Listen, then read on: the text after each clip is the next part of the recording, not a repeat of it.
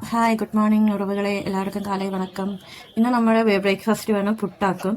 அது செம்பா புட்டுப்பொடி நான் இன்னைக்கு வாங்கிட்டு வந்தல மளிகை ஜாமான்ல அதை வச்சு இன்னைக்கு புட்டு செய்யலான்னு இவர் ரொம்ப நாளாக கேட்டுட்டு இருக்காரு. அதுக்கு முதல்ல ஒரு பாத்திரத்தில் புட்டுப்பொடி ஆட் பண்ணிட்டு தேவையான அளவுக்கு புட்டுப்பொடி ஆட் பண்ணிக்கோங்க. அதுக்கப்புறம் அதுக்கு தேவையான அளவுக்கு உப்பு, சரிங்களா? தேவையான அளவு உப்பு ஆட் பண்ணிட்டு எனக்கு கொஞ்சமாக உப்பு, நம்ம தேவையான அளவுக்கு உப்பு ஆட் பண்ணிக்கோங்க. அதுக்கப்புறம் என்ன பண்ணணும்னா வெது வெதுப்பான தண்ணி, சுடு தண்ணி, கொஞ்சம் மீடியமான சூடுல நல்லா மிக்ஸ் பண்ணிக்கோங்க. மிக்ஸ் பண்ணிட்டு நம்ம பிடிக்கும்போது ஒரு பக்குவம் வரும். அந்த பக்குவத்தை உங்களுக்கு காட்டுறேங்க.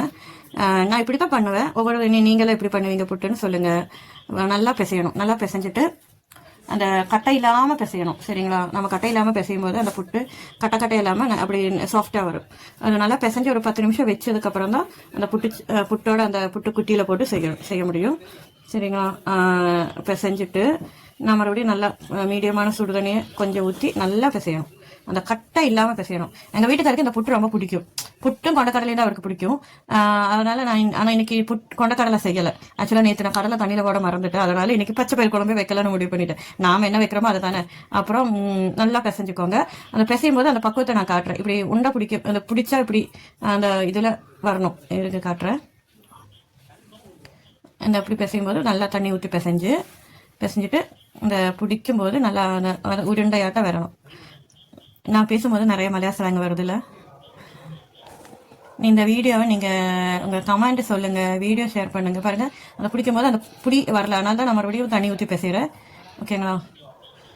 நல்லா அந்த கட்டைகள் இல்லாம அது பாருங்க. இந்த மாதிரி இதை விட கொஞ்சம் என்ன வரணும். அதுக்கு தான் நீ மறுபடியும் பேசுறேன்.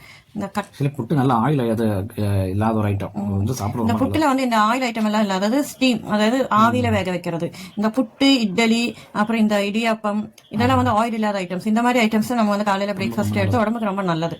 ஆயில ரொம்ப கம்மி பண்றதும் ரொம்ப நல்லது. ஆயிலுக்கு ரொம்ப நல்லது. ஆயிலுக்கு ரொம்ப நல்லதா. இங்க வரைக்கும் இந்த மாதிரி பக்குவம் வரணும், ஓகேங்களா? இந்த மாதிரி பக்குவம் வந்ததும் நம்ம வந்து என்ன பண்ணணும்னா அந்த புட்டு குட்டி இருக்குல்ல, அந்த புட்டுக்குட்டி, என்னோட புட்டுக்குட்டி வந்து பெரிய புட்டுக்குட்டி இருக்கு. ஆக்சுவலா நான் வந்து அதை யூஸ் பண்றது இல்லை. இந்த சிரட்டை புட்டுக்குட்டியில தான் போடுறேன். இதை நான் மீஷோல தான் வாங்கினேன். முதல்ல அதுக்கு மேல சிரவி வச்ச தேங்காய், துருவின தேங்காய், அது துருவின தேங்காய் துருவுறது, நாங்க சிரவறதுன்னு சொல்லுவோம்.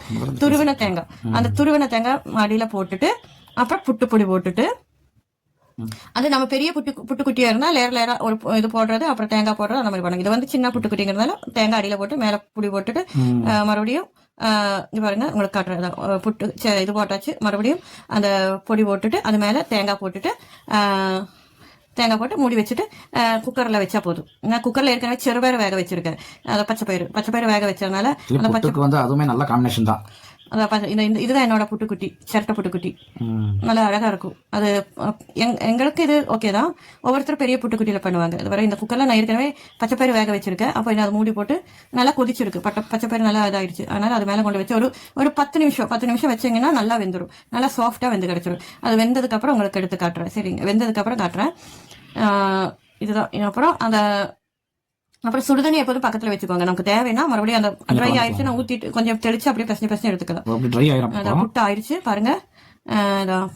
சூடான புட்டு கொஞ்சம் ஆற வச்சுட்டு எடுத்தா இன்னும் நல்லா இருக்கும்.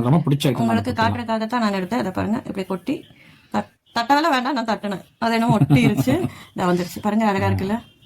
சூப்பரான புட்டு ரெடி, சிரட்டை புட்டு ரெடி. உங்களுக்கு இந்த வீடியோ பிடிச்சிருந்தா ஷேர் பண்ணுங்க, லைக் பண்ணுங்க, நம்ம சேனலை சப்ஸ்கிரைப் பண்ணுங்க, ஓகேங்களா? வாரத்துக்கு 2-3 தடவை செஞ்சு சாப்பிடலாம். அவ்வளவு நல்ல ஒரு ஐட்டம் தான் இது.